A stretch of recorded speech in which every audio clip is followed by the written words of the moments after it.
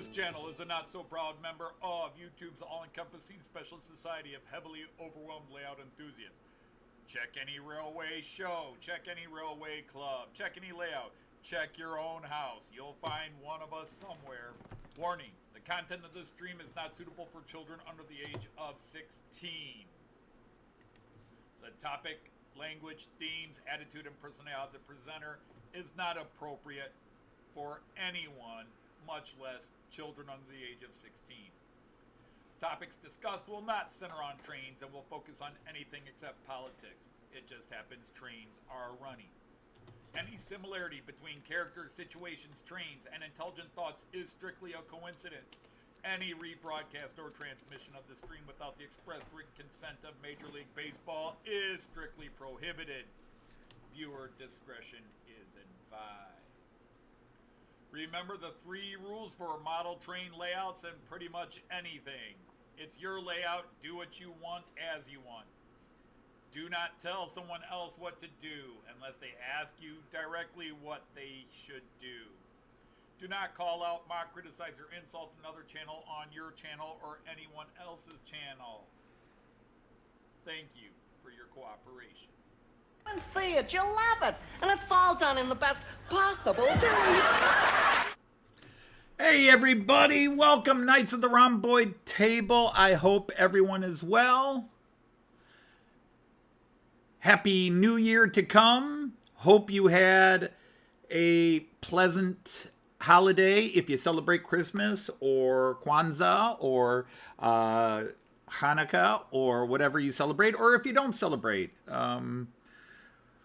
We celebrate the season. You know, we do put up a tree and we exchange gifts, but we just enjoy the season and the time where we can get the family together. It was great to have my son and his new wife come up and spend Christmas morning with us and then Christmas dinner.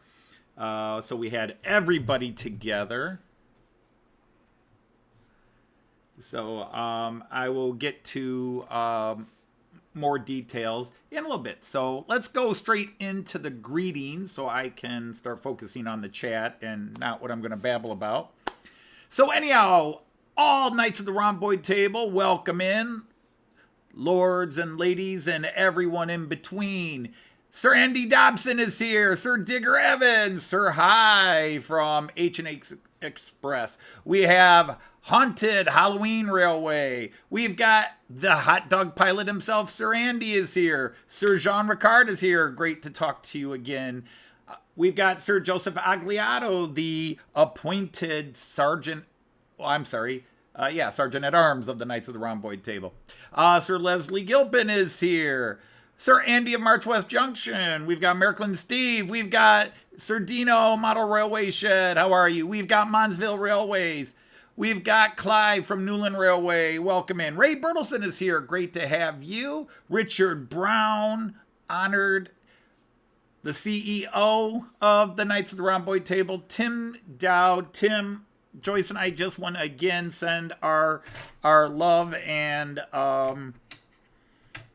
warmest wishes. You lost a longtime family pet. That's been happening to a few of our friends. So I don't want to say you're not alone, but we're with you. We understand when you lose a pet you've had for that long, a member of the family you've had. So just know that we're with you. And Trainman is here. And did anybody come in while I was discussing Tim's situation? But you're here with friends, so we're here for you as needed. You can call or message us and chat away. So anyhow, it was Christmas, and of course my birthday was the week before Christmas, and I showed my Christmas present from Joyce last week, which was all those beer cars I got she picked up from Mark from Donegal Dad, and she did a great job. And then I put out a video earlier this week of something that counted as a Christmas. It was a split birthday and Christmas present, but I opened it before Christmas. My double-decker new EMU from from Brawa, which will be running on the tracks today. Now, for Christmas, I got a couple of things. Number one, the big thing that I got on Christmas Day was I got the wireless mobile station 2. So it's the same, almost the same exact thing as my wired mobile station, but as you can see, cord, no cord.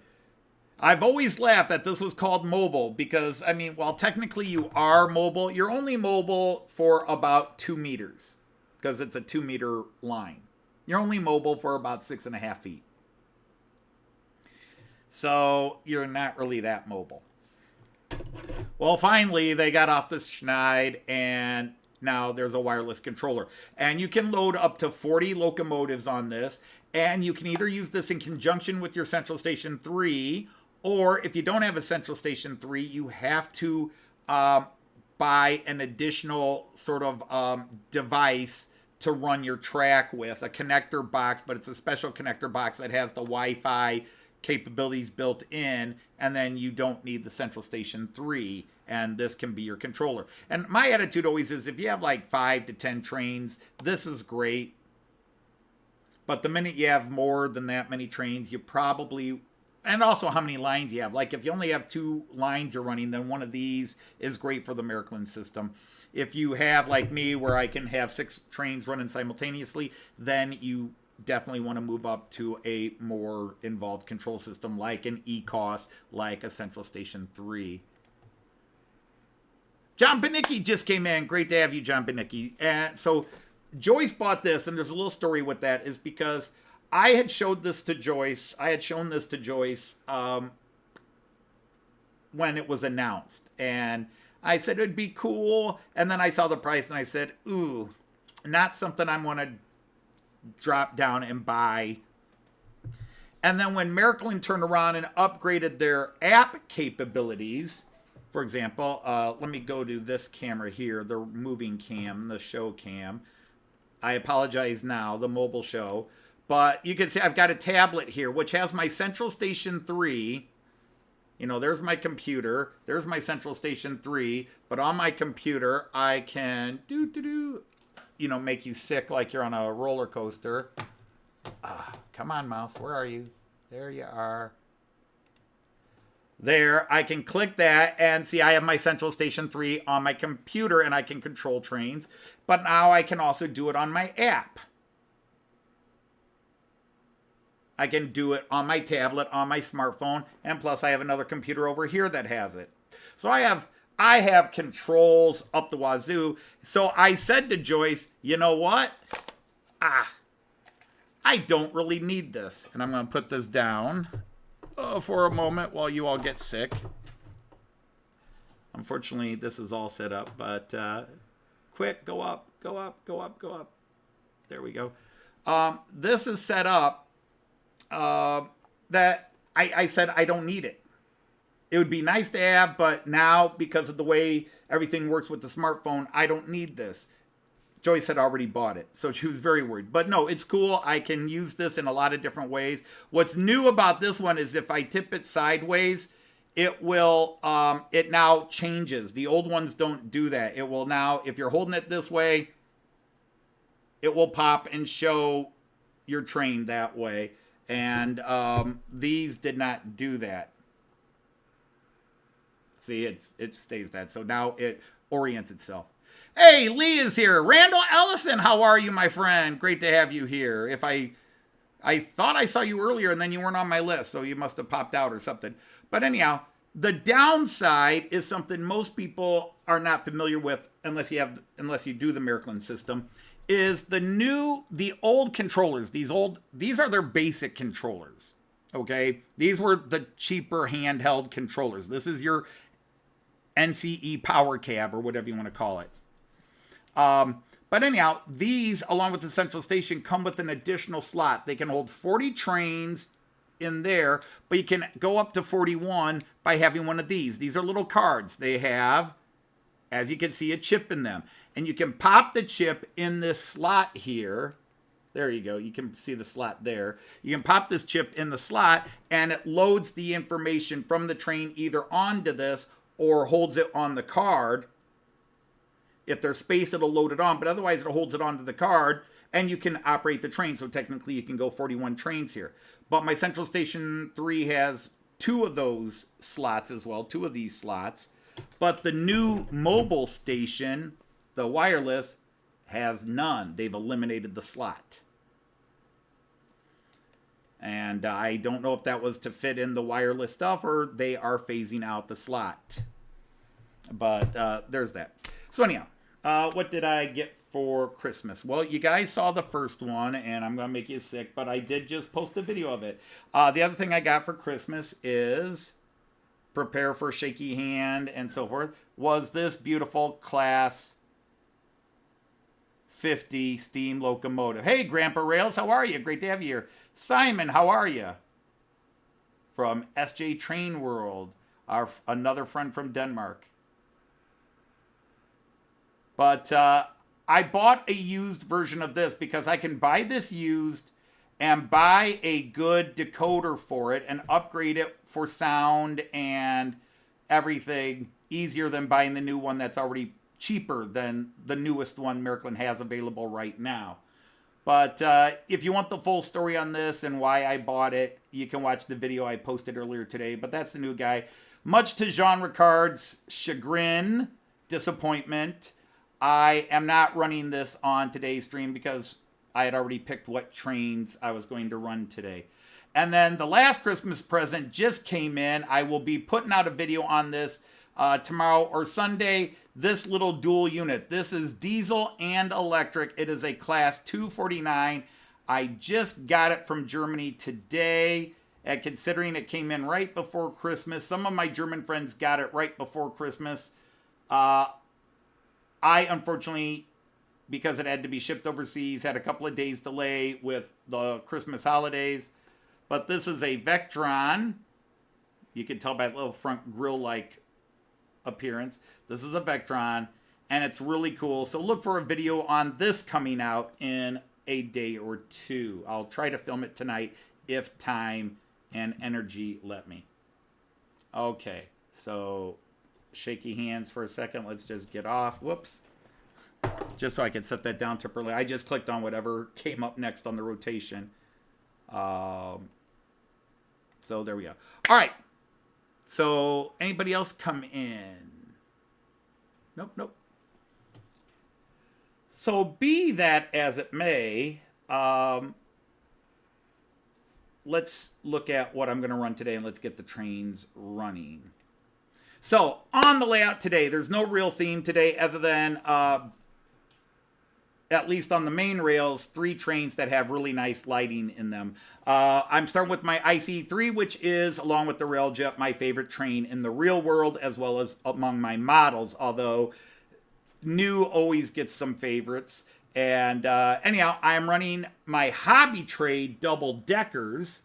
I'm going to be running my Hobby Trade double-deckers, so I'm going to get this guy in motion.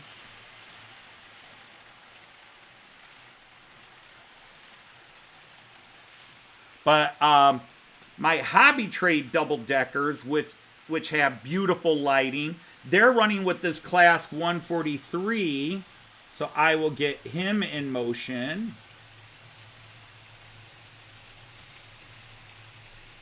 But look how beautiful those cars light up.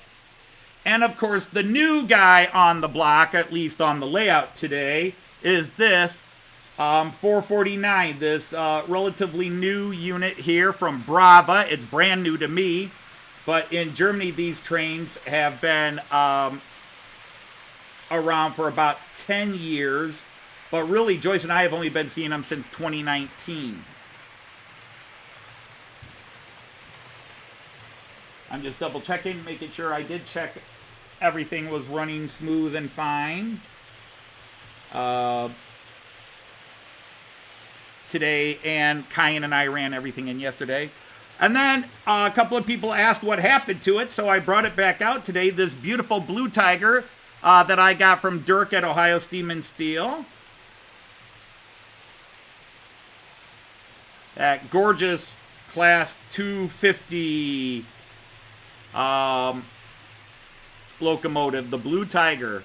And then behind that, I've got a Class 186 Railpool.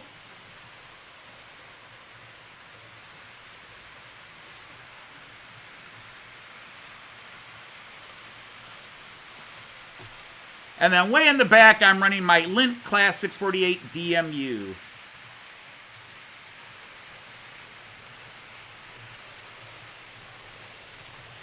I'm going to have to change something on there. I'll edit it later. So now let me catch up with the chat while you guys watch the trains. I'll go with the multi-view for now, although I like to start off and let you guys have the 11 to really see everybody flowing through. The hybrid 249, exactly. I'm very happy to have that. I have not run it in. I opened it out of the box while I was talking to Jean right before I went live and set it on the track. I have installed it onto my system, but I have not run it in. I have not messed with it. I'll do that a little bit later when I do the video. Without the split window. Okay, thank you, Evo. And hello, Evo. Great to see you. A couple of cool videos today. Santa was good to me. I mean, I'm always, it may not seem it, but I'm always very self-conscious about saying, hey, look what I got. Because there's a lot of people not as fortunate as I am, and they might get just a couple of little things. And I got, you know, because in reality, the only Christmas present I showed you was this. This is the only Christmas present I got, and that BR50, because my kids all chipped in and got me an eBay gift card. My kids all chipped in, got me an eBay gift card, and I used that to buy the BR50. These other two trains that are called birthday and Christmas presents, those were things I pre-ordered a year ago, a year and a half ago. And, oh yeah, I got to get the floor stuff going, don't I?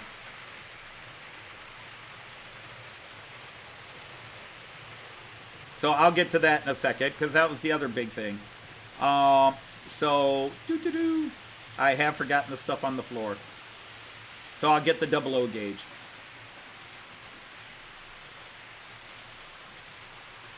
That's a good question, Efo.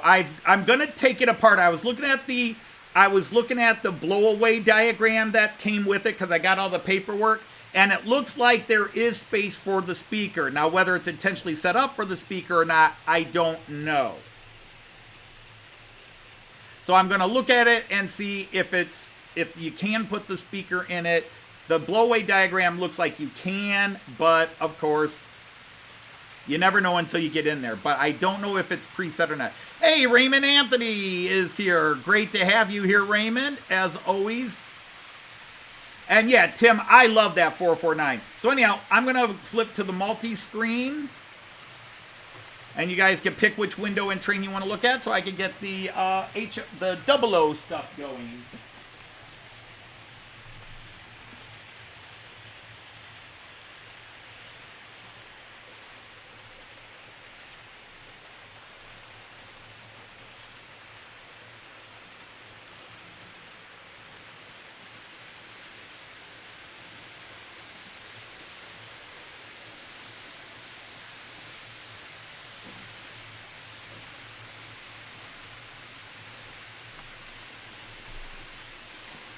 Okay, so let me show you what's running on the floor today. Again, I always tell you in the video description, but on the floor cam today, which is kind of tilted, I can never get that thing to level. On the floor cam today, I am running the Azuma Class 800, and it's not derailing. 2 weeks ago, it kept derailing. I finally just took it off, and I noticed that the coupler was bent. You know, it's got this 2 vertical prongs and a box that it clips into.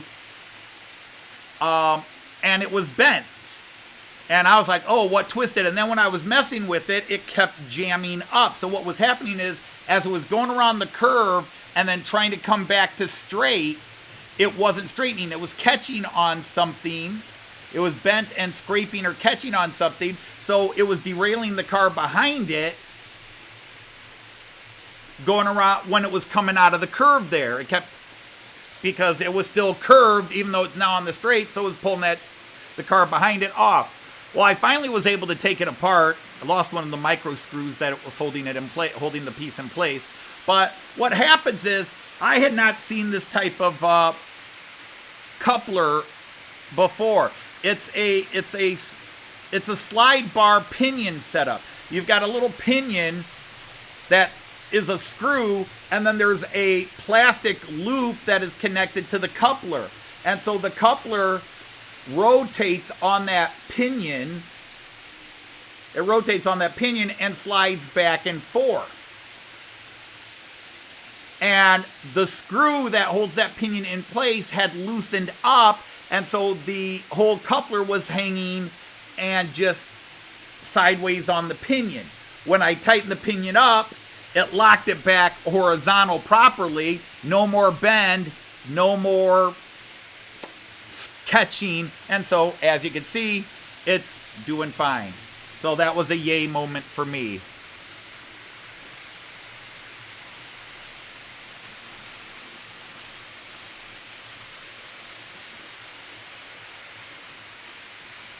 Yeah, speaking of that tagging business that was going on,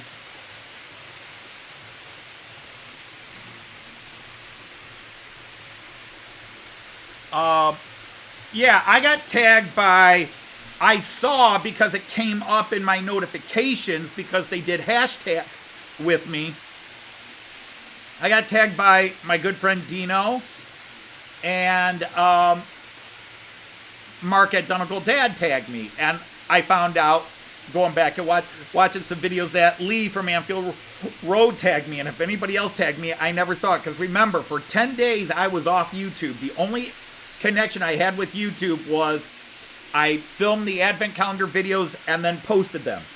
And then on my phone, where I don't get notifications, on my phone I was trying to, like every 4 days, I was replying to all the messages, the comments that had been building up. I even fell way behind on email.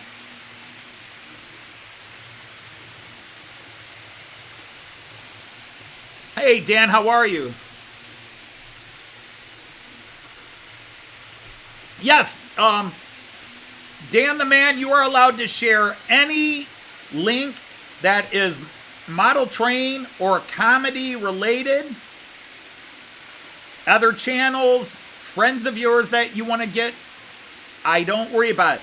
As long as the link is not to something that would be considered inappropriate. So no political links, no religious links, no, links to gay Puerto Rican whale porn. Not that stuff. But, and is it Efo's birthday?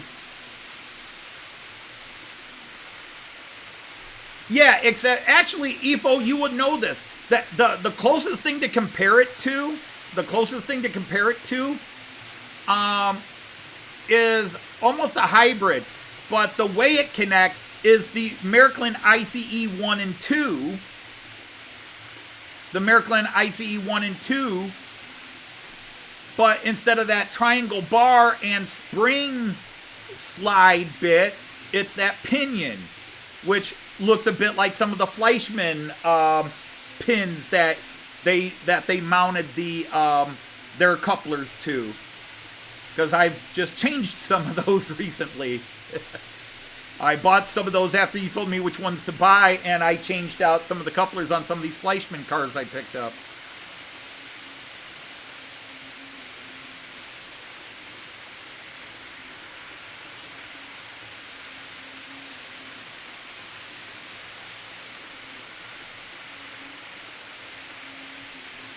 Yeah, and you had a cool video, Monsville. But as you start coming into more and more, you will get more views. It does happen. There was a time I had 50 subscribers and had been on YouTube for 8 years. And then all of a sudden I slowly started growing. And then I exploded when I started doing the Märklin stuff. And now I've hit a level where now I just grow. I mean, this is the crazy thing. I was at 1725 the last I checked. And I was stunned. I was at 17. Because even 2 months ago, I was telling Joyce, well, I don't think I'm going to make 1,700 by the end of the year. And then I posted a couple of videos that got 4,000 views. And bam, boom, boom, boom, boom, boom. I started getting subscribers. Now, I feel like I'm adding a subscriber or two a day. So I'm probably 1727 maybe now.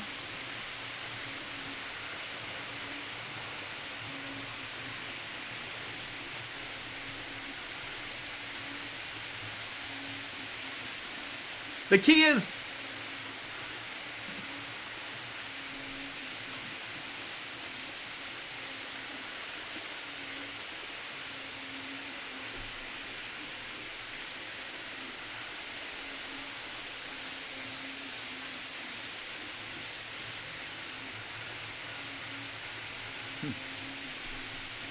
who's humming?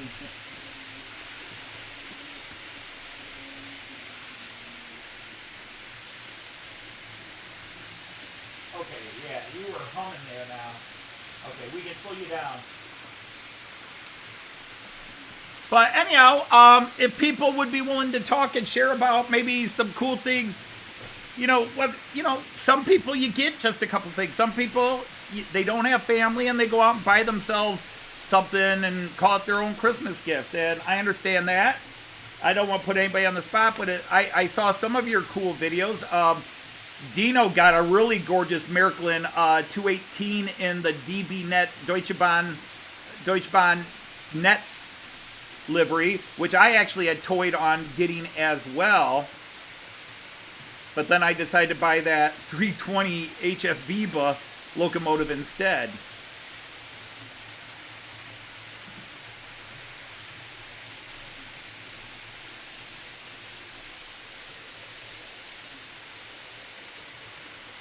Yeah, and Richard, that sounds cool.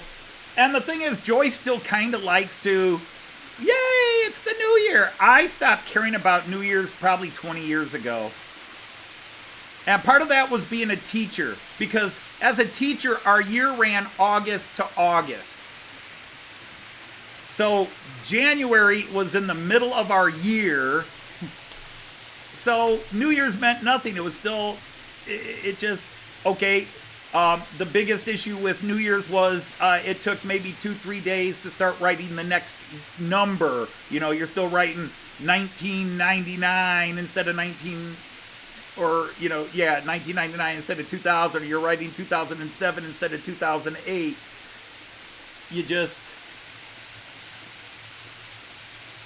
There was... So New Year's anymore means nothing to me. I don't even necessarily stay up till midnight. I often go to bed. I don't fall asleep until after midnight, but I'll be in bed at 11 o'clock on New Year's Eve sometimes. Joyce and I do not go to parties and, sometimes we have the family over, but our kids have their friends who go out and celebrate New Year's, and what have you.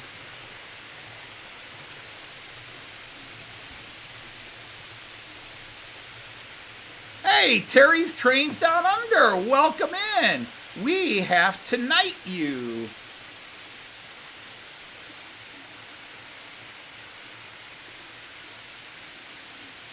I now declare you a knight of the Rhomboy table. Welcome in, Terry's Trains Down Under, another Australian. We've got a few. One of my best friends, I should say. Artie, I've got too many friends. I don't want to stick anybody as the best friend. But Jean, Artie, Tim, Christopher,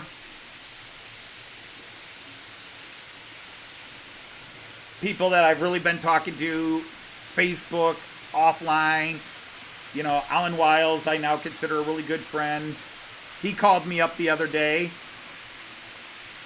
for a quick chat. I would have chatted longer, but I was babysitting Kyan, and anybody who calls me while I'm babysitting Kyan knows I don't get to stay on the phone long. I basically have a deal worked out where I get to watch Mark Donegal Dad's live streams on Thursdays. Although I have missed a couple because I take Kyan to the park and lose track of time. And I try to make High's Tuesday live stream. I call them my shows. Kyan, you're going to have to entertain yourself for a little bit. My shows are on. I sound like a 1970s housewife. I'll call you back, Marge. My shows are on.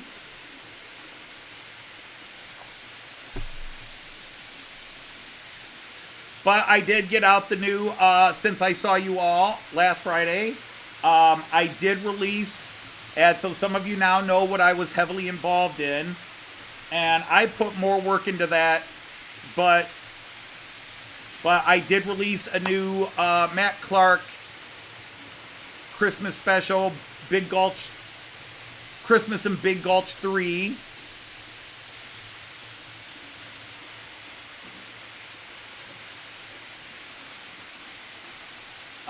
And again, for anybody new to the channel that happens just randomly watch one of my new videos, especially if it features Matt Clark, the Matt Clark group, you're going to be lost because everything in those videos is based on stuff that happened in previous episodes. And I originally was not going to do a Christmas special. I even told you guys I'm not planning on a Christmas special. If it happens, it happens. And my brain just went nuts after Thanksgiving. I've got to have a Matt Clark 3. I mean, there's been a Christmas special after each series. There has to be another Matt Clark Christmas special. I have to do. And I just drove myself nuts until I finally, with Joyce's help, came up with a basic plot. And then just kept figuring it out. Wrote some scenes that I wanted to have in it, of which half of them I wound up not putting in. And then I just drove myself nuts until I came up with the storyline I came up with. And, hey, Chris Attrell is here. Great to have you, Chris. But, yeah, it was very crazy. I literally spent 10 days outside the days where I had Kyan. And even those days, I worked before Kyan showed up and then when he left. But I also had birthday parties that interfered. And my goal was, hey, if I'm going to do a Matt Clark Christmas special, it's got to be out by Christmas. I really wanted to get it out the 23rd. I really would have liked to have had it done for my live stream last week. But as it is, I got it out on Christmas Eve, Sunday. And it got a few views, probably the expected number of views. And I planted some Easter eggs for some potential future Matt Clark series and shows. But there's a big scene that was going to go after the credits. I just didn't have time to finish writing and filming. I knew what I wanted to write, but I was on my deadline, like, this is going to take so many hours to burn, it's going to take so many hours to upload onto YouTube, and I talked to Joyce, I showed Joyce the uncut basic version before I do final editing, and including the way it ended. I showed Joyce the ending, and Joyce said, that's an ending right there. You really can't do your traditional Matt Clark ending where they all gather at the saloon and you do the sing-along. You've got a spot where you can end it right there. If you do anything else, it's actually going to pull it down a bit. And so I cut off the scene that's actually going to set up a potential future Matt Clark series.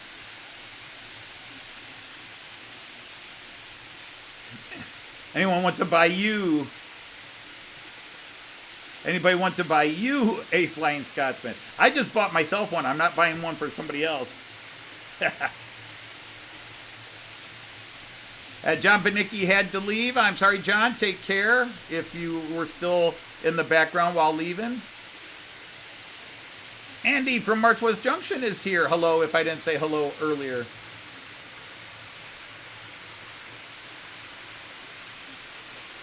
So I am just now, the last 3 days, trying to, I'm not going back. I just made that decision. But I'm trying to get back into the rhythm of watching my YouTube channels that I watch, watching their videos, commenting, and keeping up again. Because it was a whole new world not being on YouTube. And I missed the communication on YouTube. I missed chatting and hanging out in some of the chat rooms. But at the same time, for a couple of days there when I said, okay, I'm going to wait till after Christmas, then I'll get back on YouTube. Those couple of days where I wasn't on YouTube was like, whoa, I could be doing other stuff.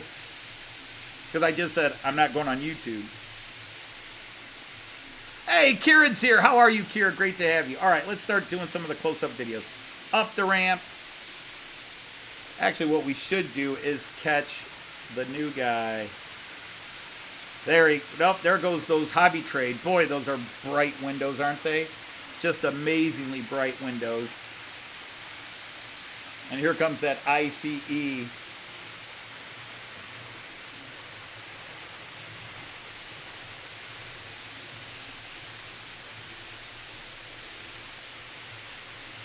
So coming up the ramp is the new guy. Now, he just looks, for the most part, looks just like the double-deckers and passing in front of him. Good timing. Here he comes through the station. That might be a little better. Go to the village view.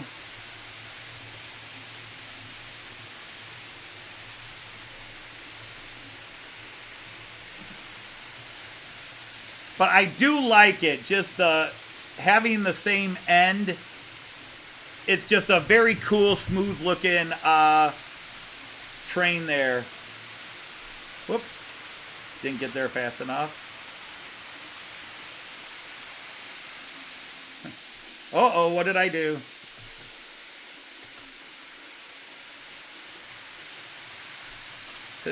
Accidentally bumped the stop button.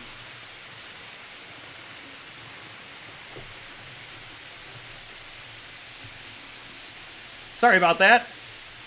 See, that's why I need to I'm working on redesigning this area because my, well, here, I'll show this to you again. I keep using the mobile cam. See, there's the two latest toys. This just came in today. This came in yesterday, but I already got a video out on it because Kyan had me run it in. The Class 50 or 050 as it'd be called today, and then the Class 249 dual power hybrid electric and diesel locomotive. Very sharp, 32 functions. But anyhow, my mobile stations are mounted here, and as you can see, there's a knee, and occasionally I will turn and clip the stop button, the big red button, or the stop button there, I should say, not the big red button. I'll clip on this and accidentally stop the system. So that's the oops area.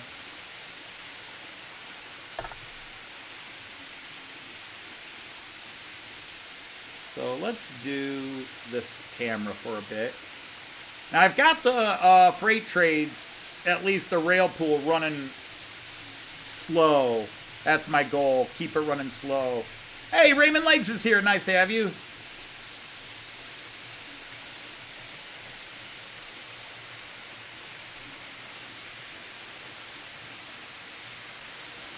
Well, Dan, I am a modern train guy, although I obviously have a lot of steam now. And even in my latest video with the BR50, I talk about I'm not into steam, but I now have 6 steam locos, not counting the Mallard. So actually I have 7 steam locos. So for somebody not into steams, I have a lot of steam locomotives.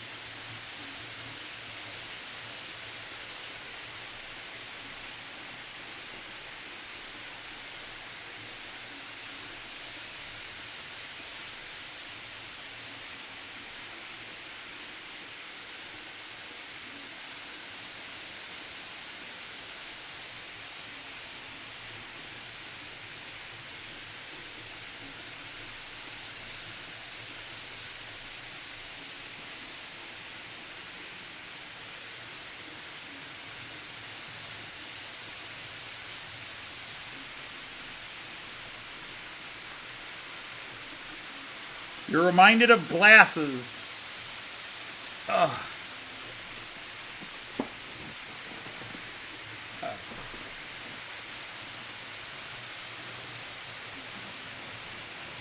Hey, I only amputate legs because you have to do it to fit them in. And no, I won't be amputating my legs. I don't like doing it. You saw the tears I cried in that video, Andrew. I don't like cutting off those poor people's legs. That's why I like this Brawa at true scale. I don't have to cut off the legs to put people in there. And with lights that bright, like on the hobby trade, I need to start getting some people on these passenger trains. My IC3 does have passengers on it. My Märklin double-deckers, which are not running today, have passengers on them. And my NordWestBahn does not. Or no, the NordWestBahn does have passengers on it.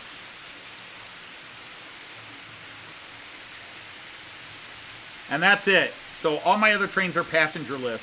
And most of them are driverless, too. Hey, Tom Couples is here. Hello, Sir Tom.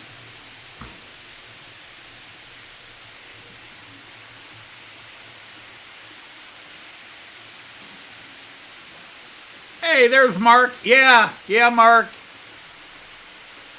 We walked right into that one for you, didn't we, Mark?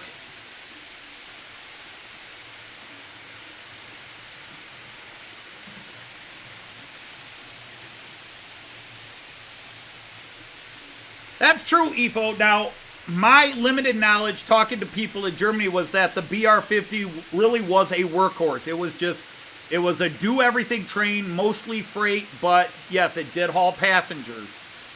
But, yeah, Joyce was a little bit questioning when I said in the video, I said Joyce had not seen a steam locomotive up close. And, of course, she was at the York Railway Museum and ran up and was inside, well, not inside, but leaning inside the Mallard. So she's been very close. What I meant to say was German steam locomotives. Joyce has not been close to German steam locomotives. She's been close to UK and one American. But I meant to say she hasn't been close to German steam locomotives. And there are differences. Just stylistic differences.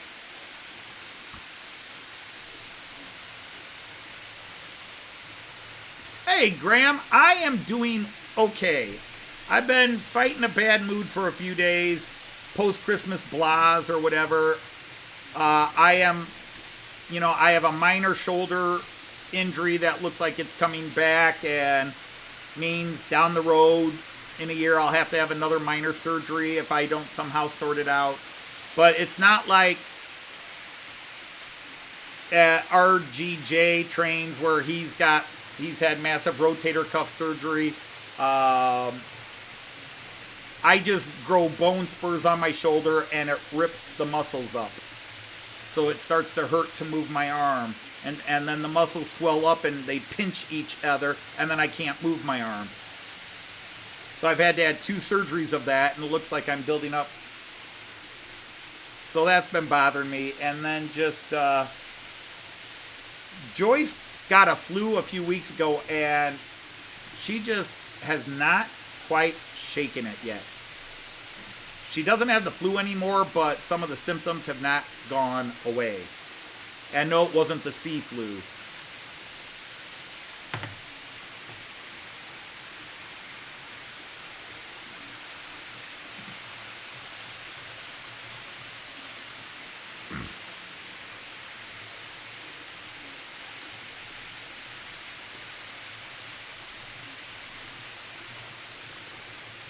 Well, that's interesting. See, I mean, if you were to take a traditional American locomotive, a traditional UK locomotive, and a traditional German locomotive, I probably could not tell the difference between them. I might be able to kind of look and go, oh, that looks like an American locomotive. I think UK would be the most recognizable to me. I think I could distinguish a UK locomotive from the others. But when I see a German locomotive, I immediately just kind of, it hits my brain. This is German. It's done a German way, and there's just a feel to it. But there are so many classes in every country that unless you really know your locomotives, for me who doesn't pay attention to steam, you know, I don't know the nuances. I don't know the... I've got an 18.4 and an 18.5. And I think it's the 18.4s are the Württemberger C-Class, but they're still Class 18s. And there are subtle differences between the two, the 18.5 and the 18.4.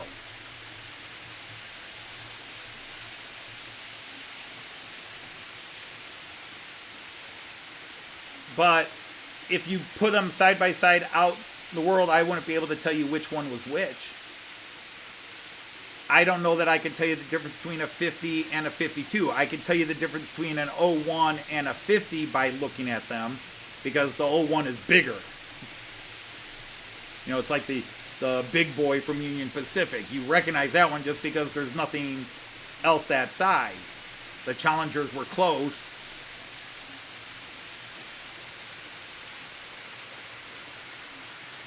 See, that's just it. I can't tell the difference, Dan. I really don't know. I recognize the big boy because that class, there's nothing else like it. But I was just, Tim was commenting on my video today, and he was talking about the 9F. And I didn't really pay attention until Tim told me that the 9F is also a 210-0 locomotive.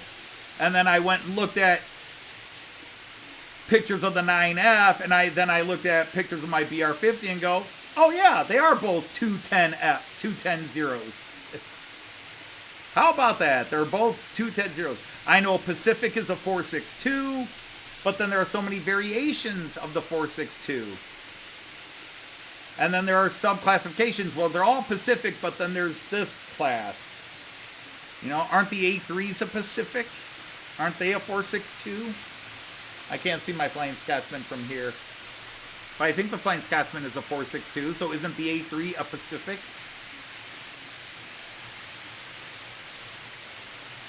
Thoughts on Brawa E95? Well, if E95 is what they call my double-decker thing here, my thoughts are awesome. Definitely, it'll be coming around here in a few seconds. About 6, 5, 4, 3, 2, 1, 0.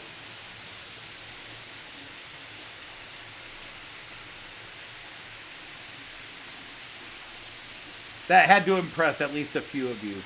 That I could look at the speed it was traveling and the angle of the camera and nailed pretty much how many seconds it would take to get there to there.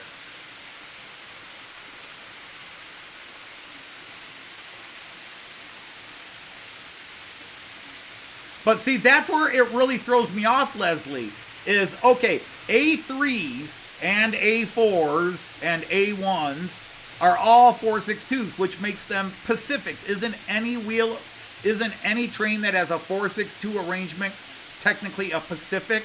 So an A3 is also a Pacific. And see, my brain wants to say, well, there's A3s and there's Pacifics. No, there's...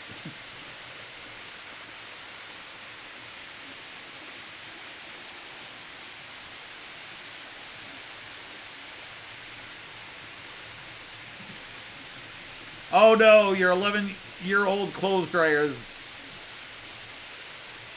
done in. Yeah, A3 is a modified A1. I do know that. And then A4 is an A3 streamlined, right? They just took the A4s, and if you took the outer shelling off of a A4, wouldn't you have an A3 underneath? So A3 is an upgraded A1, and then A4 was the streamlined version of the A3. Or do I have that wrong? Right, well, that's why I'm saying, EFO. Any 462 is a Pacific. But see, to somebody who doesn't grow up in trains and doesn't always understand train nomenclature, see, I hear people talk about Pacifics, and then I hear them talking about A3s, and I think they're different classes of trains. No, an A3 is a Pacific. That's where I get confused.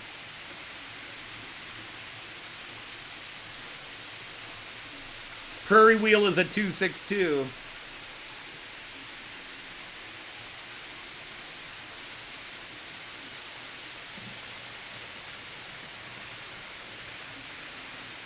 And model trains.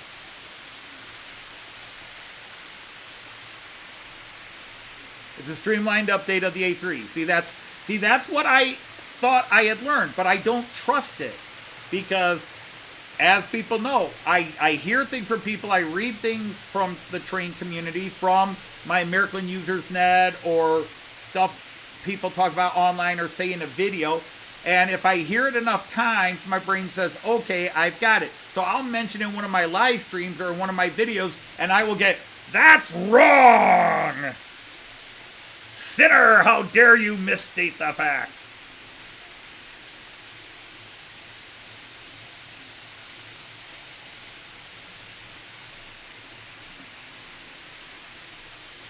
Yeah, Leslie did have a great, the Illinois Train Museum was a great video.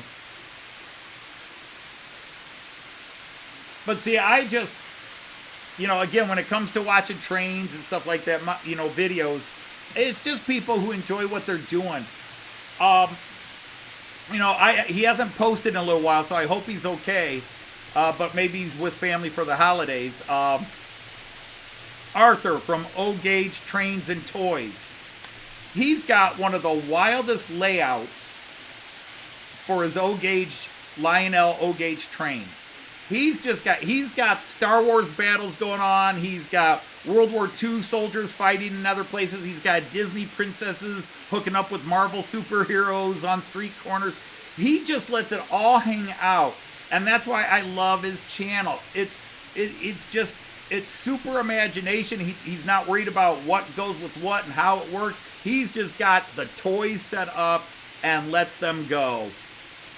And then Modsville here, I thought I saw it and wasn't sure, but on the last two videos you've put out, the first time I watched the video, I go, I swear they've got Games Workshop Uruk-hai from Lord of the Rings movies from the games.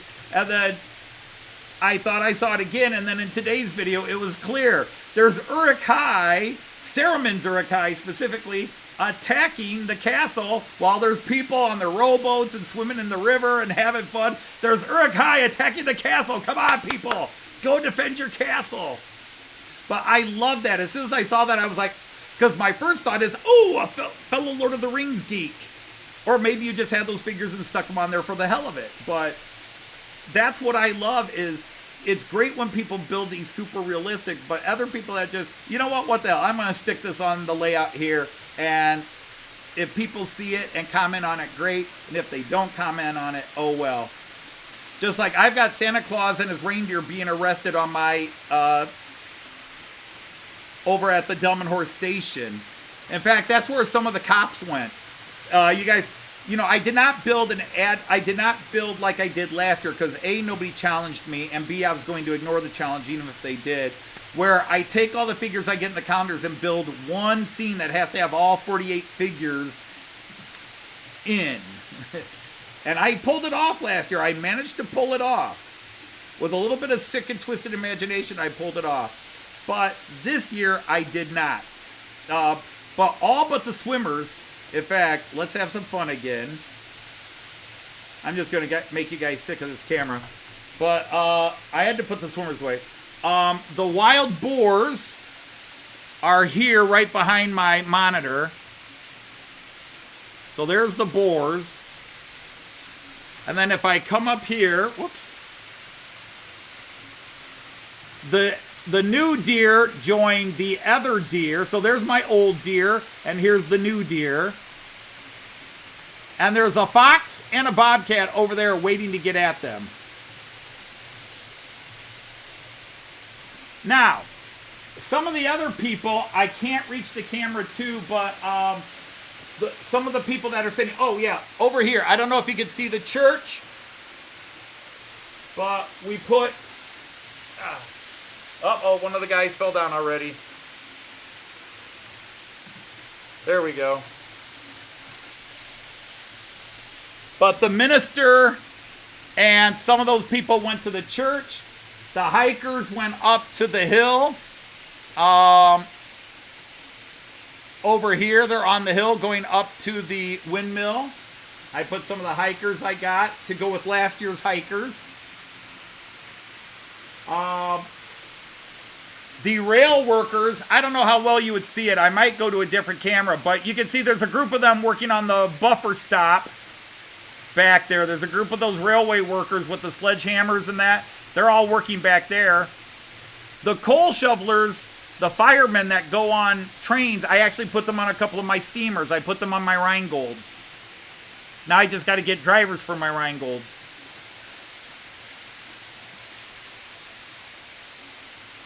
And there's the farmer with the sheep from last year.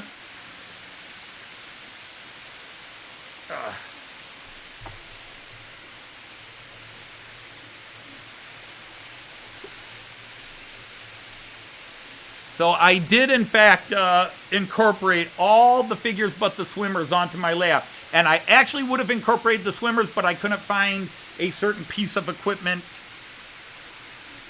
And so I was out of luck. But I had an idea for the swimmers, but I couldn't find. And I know it's probably under the tables here, and I didn't look under there. Hey, Pete from Delft Junction is here. Nice to have you. There are some 8Fs at the bottom of the Red Sea. Yes, I actually know that.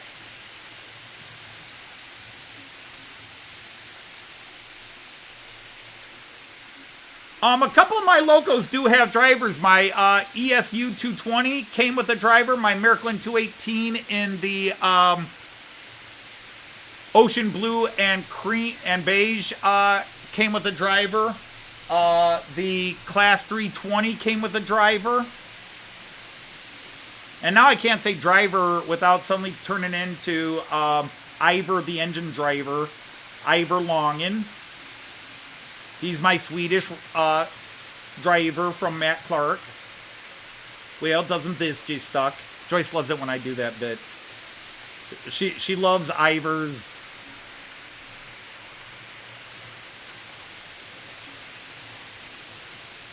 I think that was one of my favorite lines from this year's Christmas special. Matt, you promised me.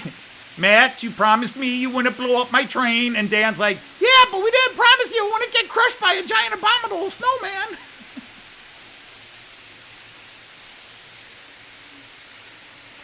Hey, Chris is there.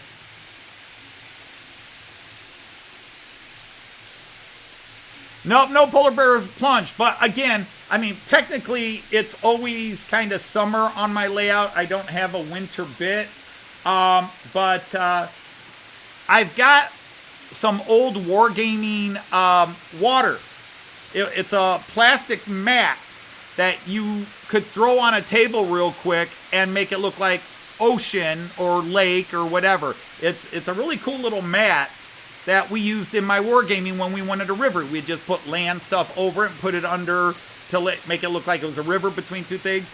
But it would have been cool enough. I was going to cut out a big square of that and then take some plastic pieces and glue around it to make it look like a pool and then throw the swimmers on it.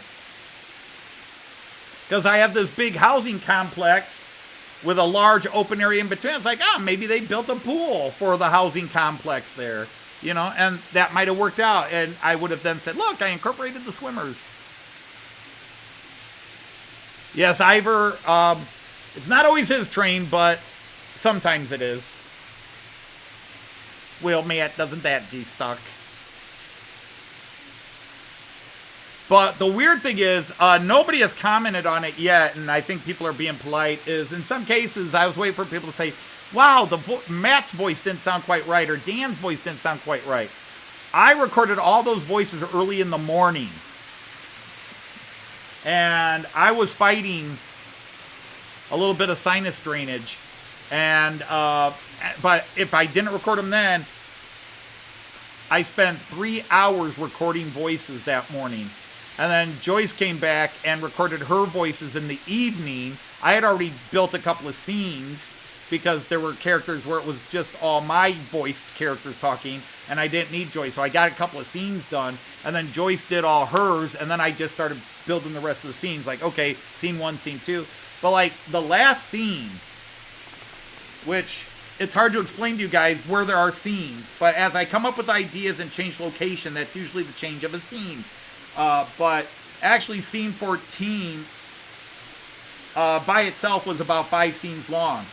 And when I did the first rough draft of it, it was an hour and a half long, and then I went back and chopped scenes out. Like, this was a funny scene, but it's got a couple of good jokes in it, but we're gonna remove it.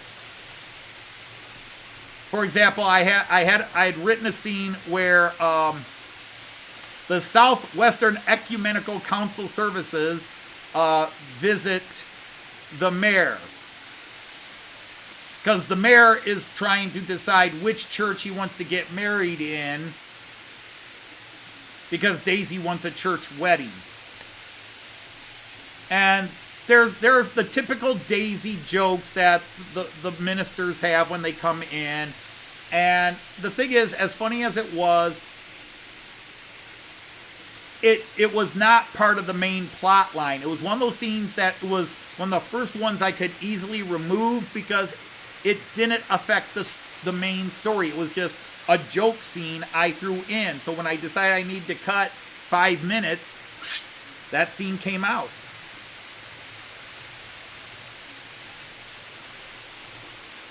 You'd put a submarine on the layout. All right, here. One submarine on the layout. There, I've got a submarine on the layout.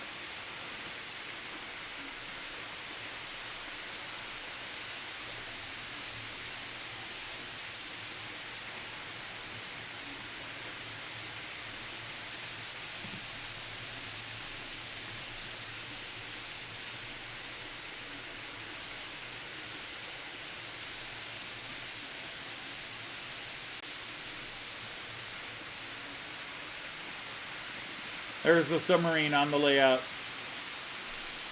But see that big open area right there, I could have put a pool in there. A large pool in there.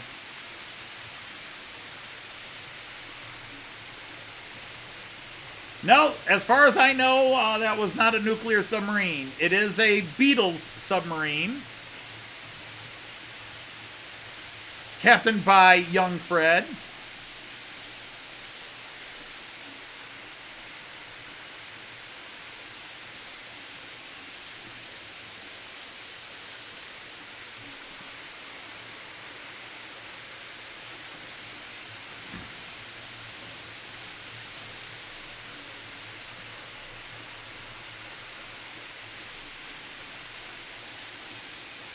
You got 3 space capsules. You got a lot of cool stuff on your layout, Leslie. A lot of cool stuff. Hey, Mike McCarville's here. How are you, Mike? Great to have you here.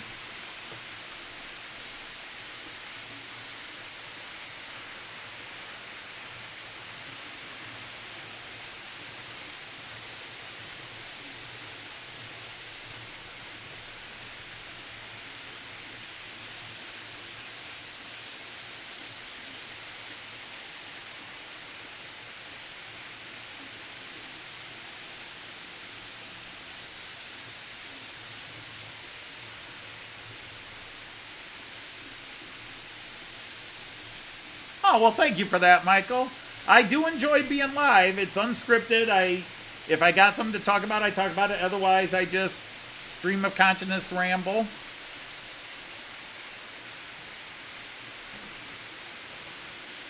And I get so many wonderful people that come in, although it's been a quiet day today.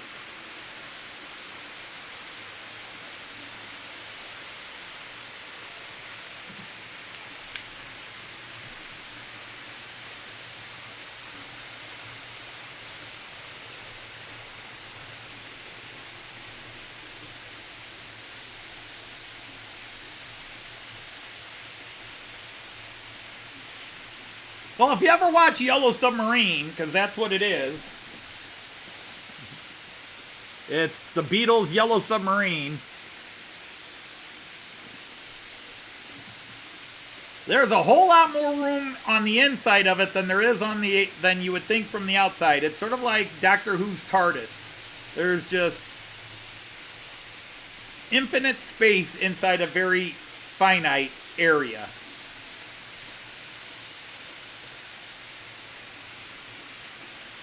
Dan, I heard about a train crash, but I did not know it was a 43 intercity HST. Everybody's recovering from turkey and booze. That could very well be. I just figure it's the holidays, people are out. That's why it's weird that I get anybody on a Friday, because for the UK and Europe, it's Friday evening. You figure people are out and about and enjoying starting their weekend off rather than sitting around watching me. And the Americans are mostly at work. So the fact that I get anywhere from 25 to 50 people on any given Friday to tune in, 50 at a time, I mean, if you look at the number of people when it goes off, I get somewhere between 170 and 230 to 250 people, 170 to 250 people that check in and check out. But only a core group of people tend to really stay and chat, and that's somewhere between 25 and 35 people.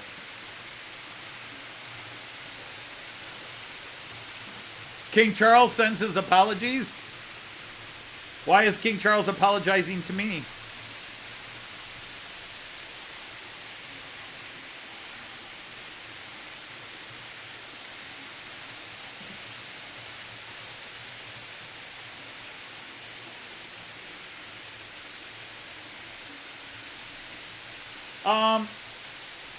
Well, I already kind of showed at the beginning of the live stream what I got for Christmas. Joyce got me a mobile station that is actually mobile and not tethered on a line like all my other ones.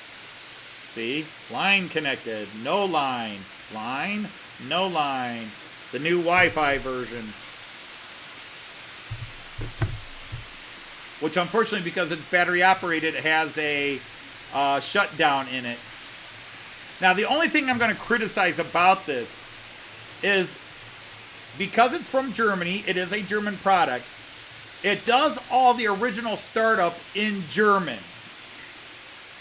When you turn it on, the first thing it wants you to do is you have to type in the IP address of your Central Station 3 or your router if you're using the other device and not your Central Station 3. But it doesn't even give you a choice to change language. It's like IP address now. And then when you load the IP address, it will then eventually connect. And then the first thing it does is updates. It updates everything so that this is at the most modern version of the mobile station it can be. And then finally it stops, and then you can go into and change its language to English, Polish. You know, I think there's like 15 different languages you can change it to. But yeah, that's the one thing. It makes you go through a lot of stuff in German before you can change the language. I think the first thing it should do is offer you language change.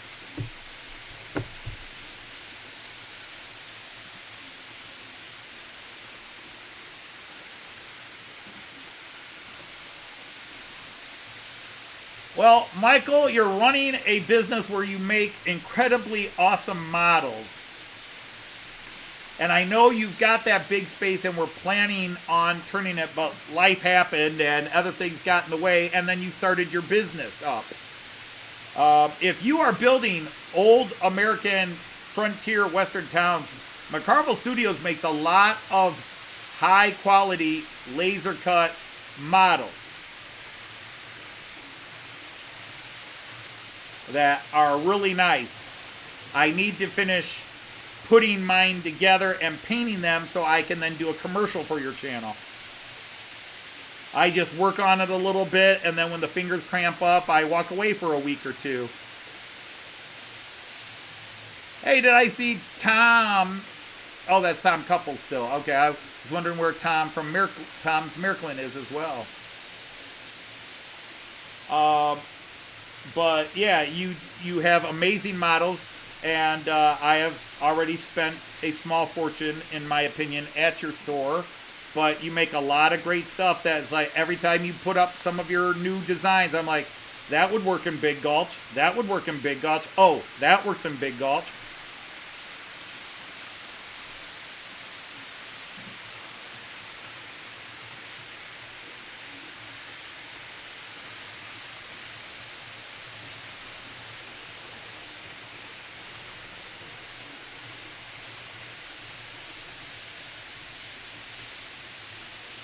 But, no, Joyce and I, we have always gotten each other gifts. And Joyce is kind of like downplays, like, I don't want anything fancy. I don't want, you know, she'll give me very plain requests.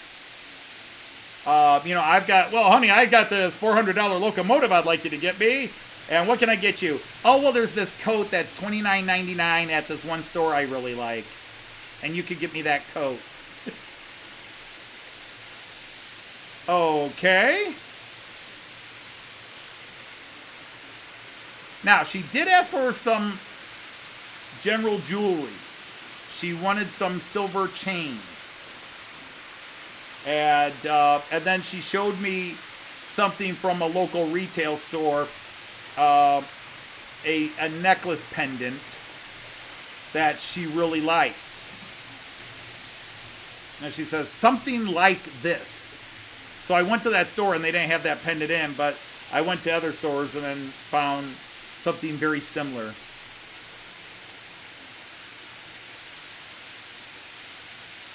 And a tethered mobile station. I mean, I personally see all kinds of uses for the untethered mobile station. But every time I think about, well, I could redesign and now have, but I have more than 40 units. So I now have to decide what I can put on each of these mobile stations. It's like, what do I leave off? Because I use these to help run my layout, especially for live streaming. I have 2 trains on the central station that I can control directly. I have 1 train on here, so if there's an issue with this 1 train, I can just stop it without turning off the whole system. Now, if something massively derails or the system shorts out, then I stop the whole system. But otherwise, like, I just control 1 train here. And that way I have direct control of it. So if I want to speed it up and slow it down, I don't have to go to my central station and pull up that train separately. I've got 2 on my central station. Then I have 1 on here. I have 1 on the other tethered mobile station. I have 2 more on the computer screen here. And then anything special I have on the computer back here. And that way I have direct access to everything. Do I have a spot? Roughly. There's a section on the wall over there, and it's going to be a 2-foot by 4-foot diorama of Big Gulch, including the Black Mamba. And,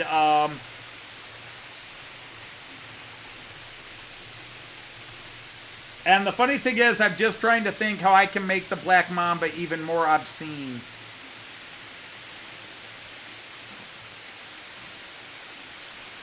Yeah, you got the one starter set that had the mobile station with it. Any more trouble with my electrics? Right now, no. Now, I had some problems with the 00 stuff. Because if you remember, I had to take all that track up off the floor when they came in to do the windows. And then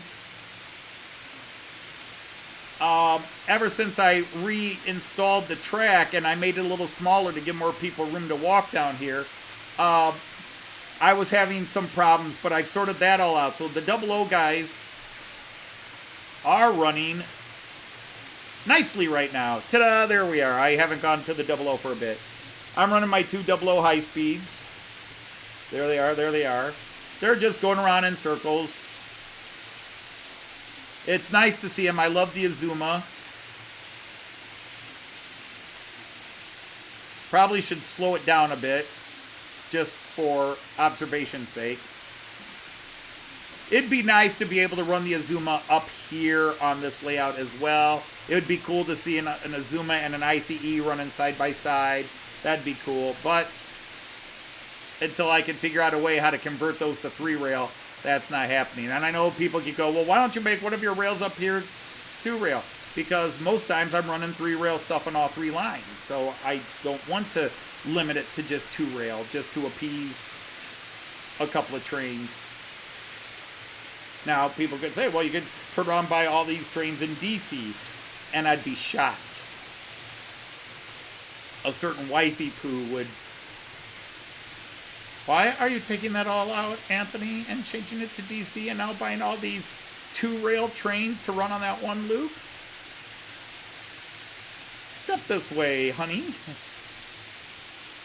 I'd be shocked. But otherwise, most days, my live streams tend to go smooth. It's just that there are those days where if something goes wrong, it all goes wrong for about 10 minutes, and then I get it sorted.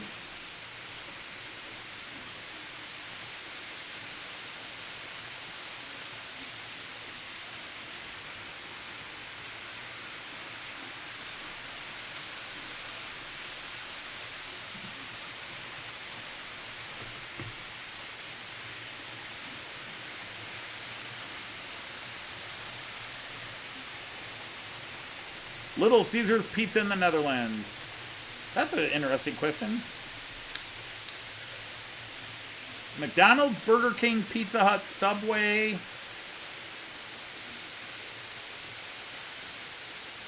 And Kentucky Fried Chicken are the only chain American restaurants, fast food restaurants I've seen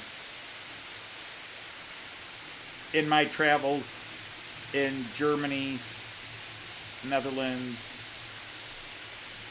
Only been in the Netherlands once, and only made it to Groningen. And Austria.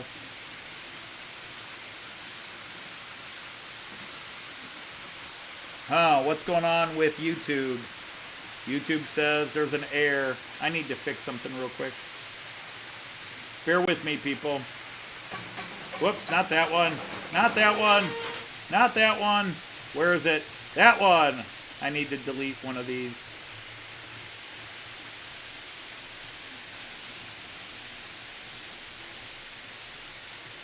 See if that helps. But I don't know if you guys are getting buffering or anything, but I'm getting a warning from YouTube that says something's going wrong.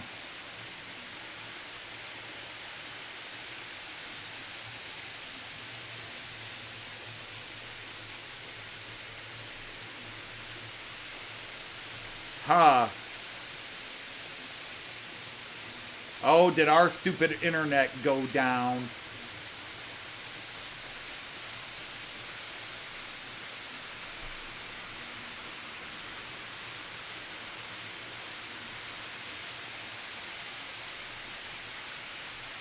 Yeah, most of you should be buffering. Something has happened. I'm wondering if somebody hit our internet again.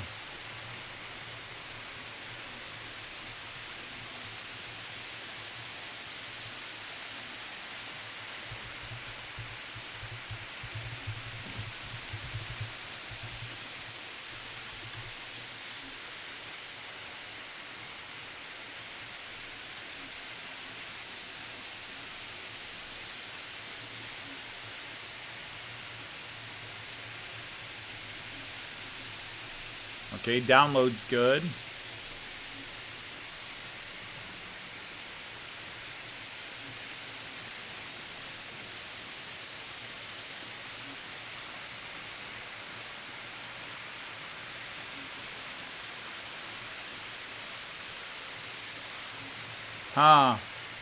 All right, apparently YouTube's got a problem because my internet, nope, that's it. My internet is definitely...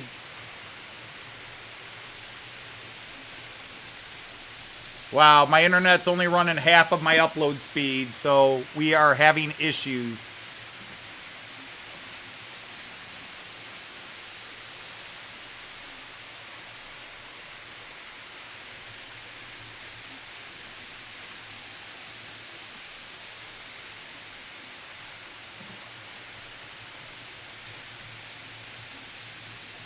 But yeah, all of a sudden I'm having dropped frames, and my internet is supposed to be pumping 10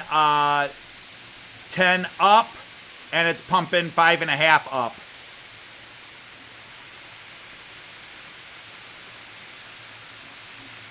And I'm hardwired, so that means it's something affected our internet outside our home, which happens every 3 months, 4 months. Somebody nails something and our internet goes down. Your guys watch it on YouTube. Your cameras may have automatically dropped down a frame rate. But yeah, I am, all of a sudden I'm dropping frames, which I never do. But my YouTube is acting up big time. Hey, Kiwi Dave, how are you?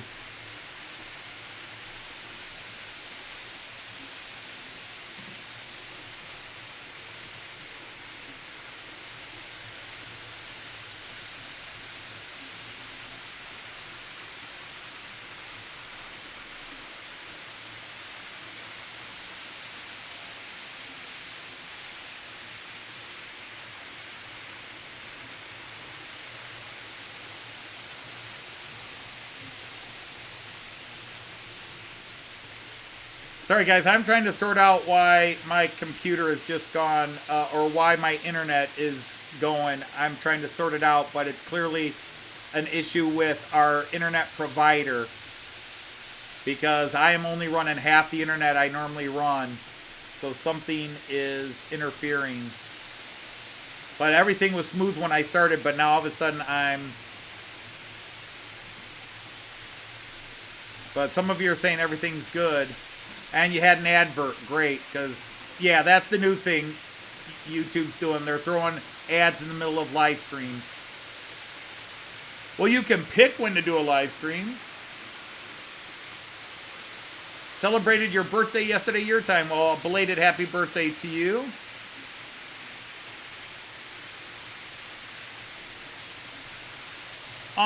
Yeah, I mean, I like Märklin C-Track. There are a lot of guys, I mean, it is the most common. Anybody who does Märklin, I would say at least 75% of the guys that do Märklin do C-Track. Maybe 65%. And then I think M-Track, the old metal track, is next. Maybe 20%, 15 to 20%, and then the rest is K-Track.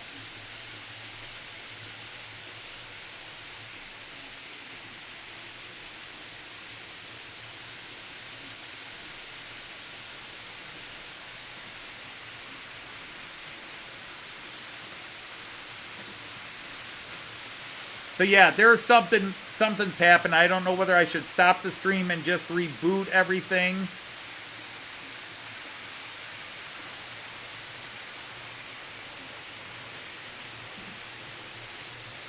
All right. Hey, if you guys can hear me, hang on. I'm going to try doing something through YouTube, which might cause a pause.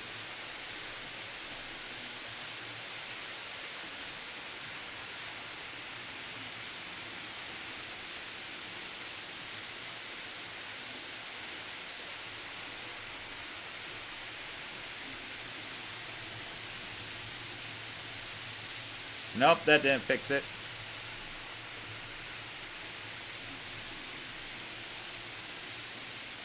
If the trap doesn't have gumdrops, it's not realistic. I don't know, I think everybody says the opposite.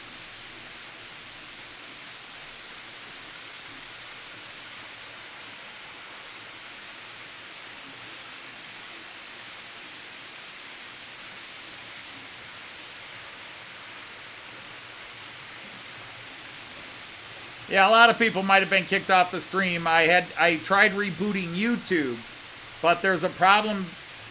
The problem is my internet, which normally runs at 10 gigs up, is currently running at 5 gigs up, and I'm set to run at 6 gigs. My live stream is meant to run at 6.5 gigs up. So I got to figure out how to reboot my internet, but to reboot my internet, I'd have to end the stream.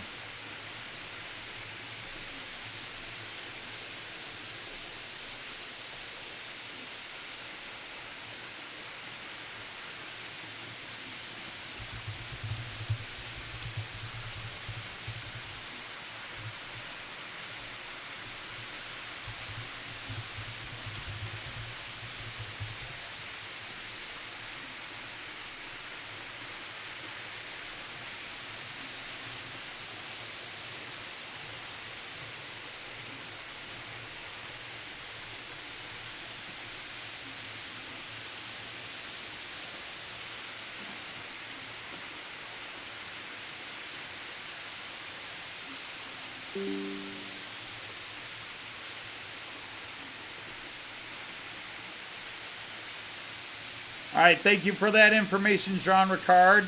Yeah, YouTube rebooted, which would have dropped most of you off. But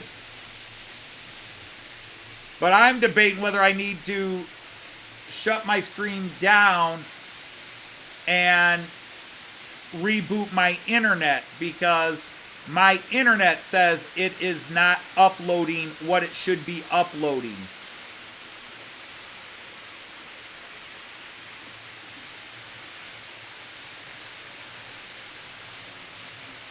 But some of you are saying it looks good on your end, but I'm viewing it at a very low resolution on my screens. So YouTube is compressing the signal because I'm sending more than YouTube can handle, because my internet is not able to handle the load I'm sending through, because my internet I just did an internet speed test, and it says I'm running half of what I should be running.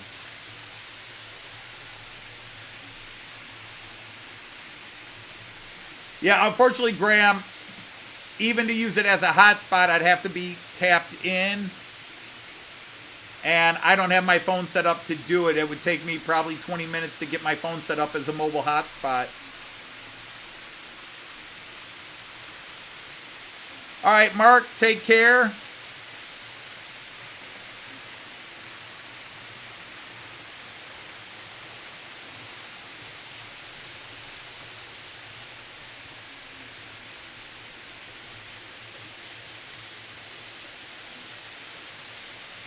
Yeah, well, that's how YouTube is dealing with it.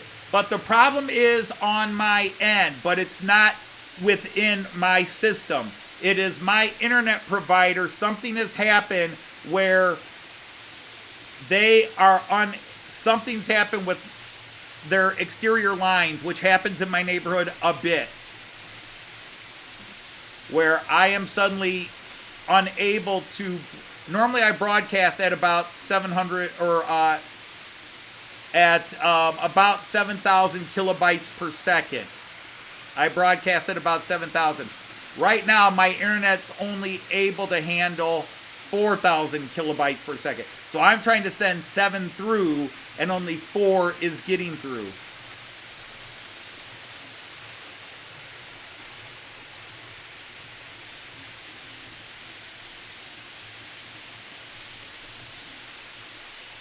Yeah, I pay about $100 a month, $120 a month for internet. I get 10 gigabytes up and 400 down. And that's the problem, because right now my speed test says I'm running at about 4 gigabytes up. In other words, well, now all of a sudden everything's back. At least according to YouTube. But I lost everybody now. That's going to be one of those days.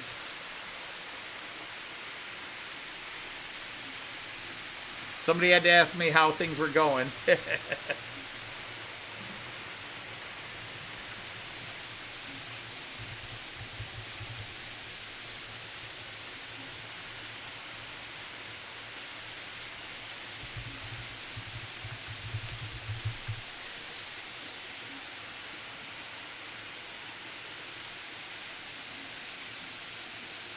going to do one more test here. All of a sudden now YouTube says everything's going well. But my computer still says we're struggling.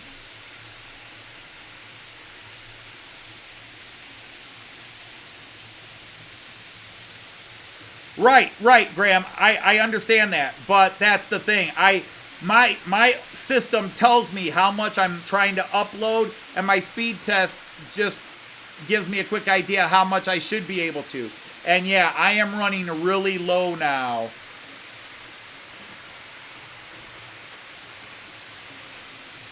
See, the speed test is going to tell me what's available or what's the max I can do. Because that's straight from my internet company. So when I do a speed test and it says I'm running 4.3 and I'm broadcasting at right now about 6.7, that's where you get the problem.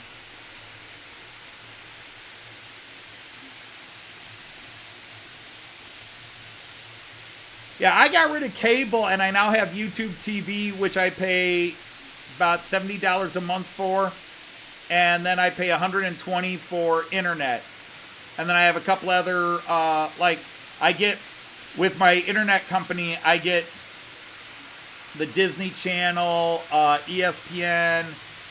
They call it they call it the Disney bundle. And then I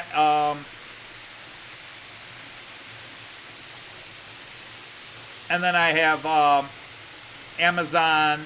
Well, I have YouTube TV, and then I'm subscribed to Amazon and Paramount. Everybody's beeping me now.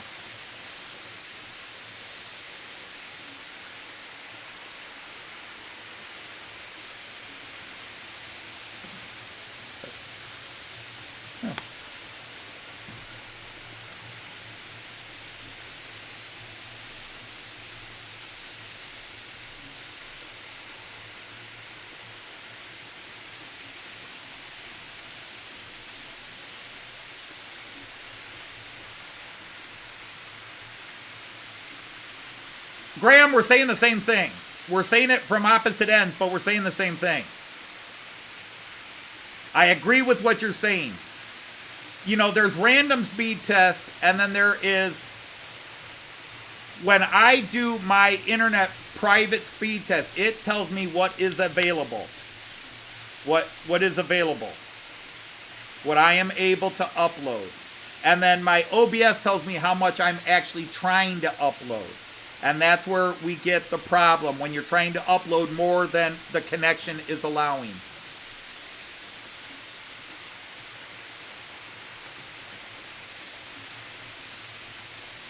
Because when I do my internet test here, when I'm live streaming, I pay for 10, and when I'm live streaming, I'll do an internet test while I'm live streaming. It'll say I'm doing 10.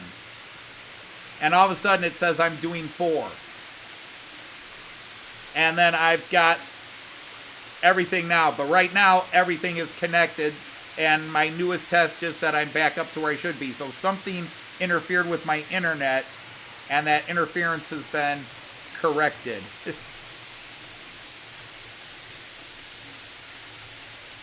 But I lost half my viewers. Yeah, it is what it is.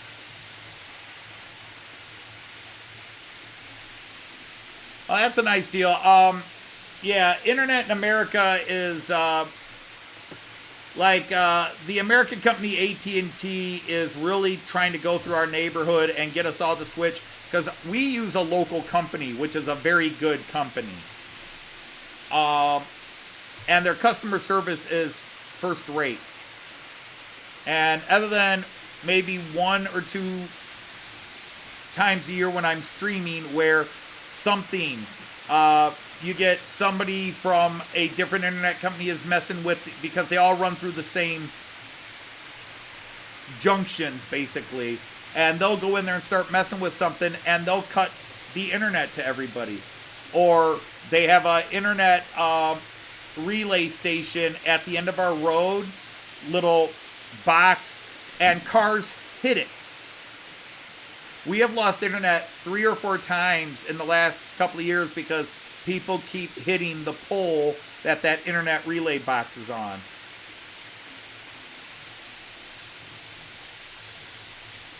All right, everybody that has left, Happy New Year.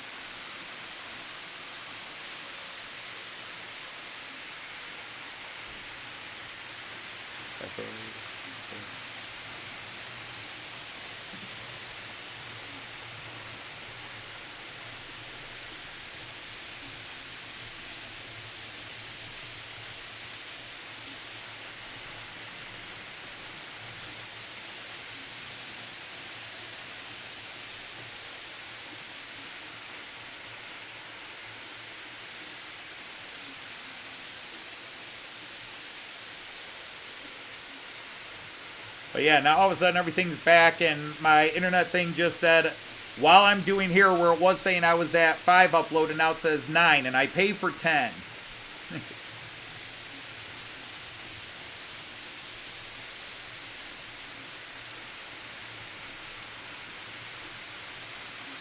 But anyhow, it comes with the territory.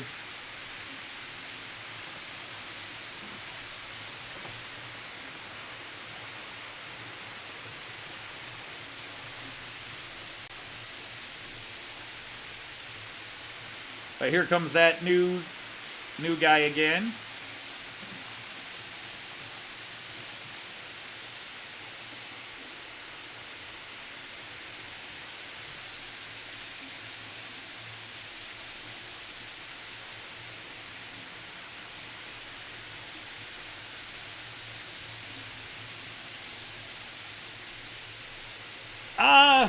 That story sounds familiar, but I don't recall if it was one of those stories that it actually happened or it was just a nice little myth. I think there was more that he used his technology to access satellites and stuff that he shouldn't have been accessing. But I think his tech or something got bought out. Like, they were so impressed with what he did, they bought some of that out. Up, and now we're gone again. So somebody is working on the internet here.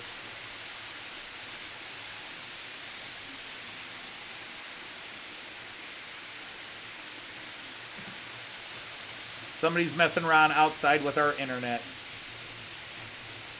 Well, technically I never left, but YouTube rebooted, and about half the people got kicked off. I stayed here, but my signal stabilized, and all of a sudden the signal is gone again. And now my signal says it's back strong again. So somebody is messing with the internet supply outside. So I don't know if there's a work crew working on something out here, because we have work crews around all the time.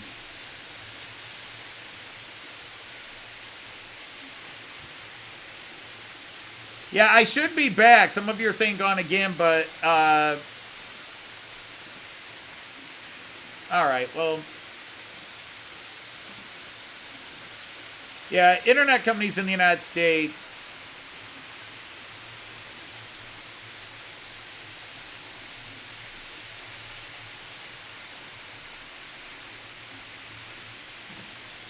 welcome to the internet shit show, Artie.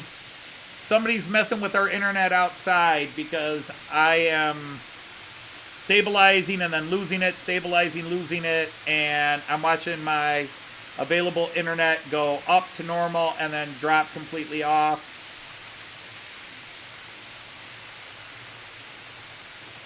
But yeah, here in the USA, any decent internet is at least $100 a month. Just internet. Now, we used to have cable TV, internet, and landline phones, and that was costing us $350 a month.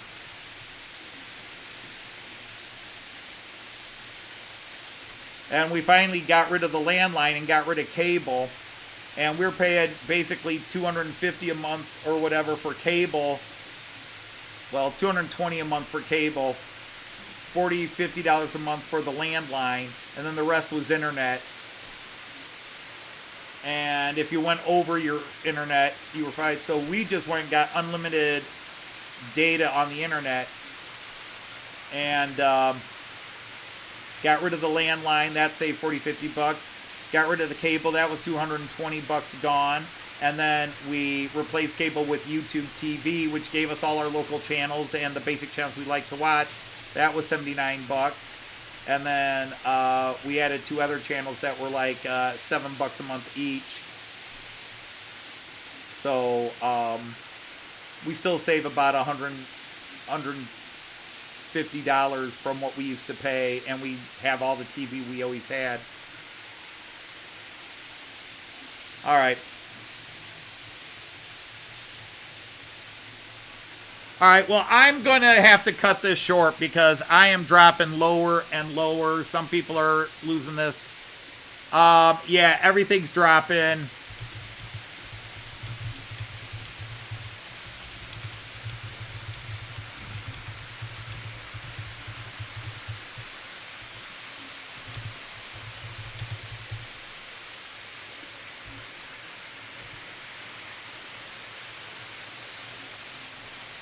All right, guys, I'm just going to have to end this. Everything is, my internet is just gone haywire. Again, it's not in the house. It's something outside. And it seems to happen like once every 5-6 months on a Friday. And so my apologies, but until I can sort out, I don't even think I'll try to come back on. I'm just going to call it a short, disappointing stream. It's nice to have you all here, but if you're still here and can hear me, take care. But until I can sort this out, I don't know what to do. So I'm going to end the stream.